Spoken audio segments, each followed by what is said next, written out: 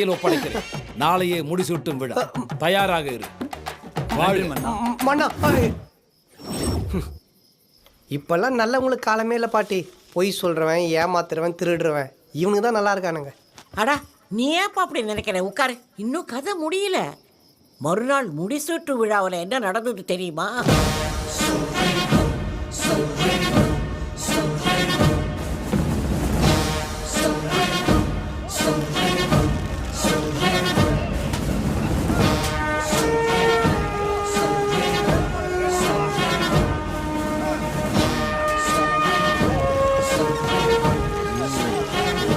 ஏற்பாடெல்லாம் யாரும்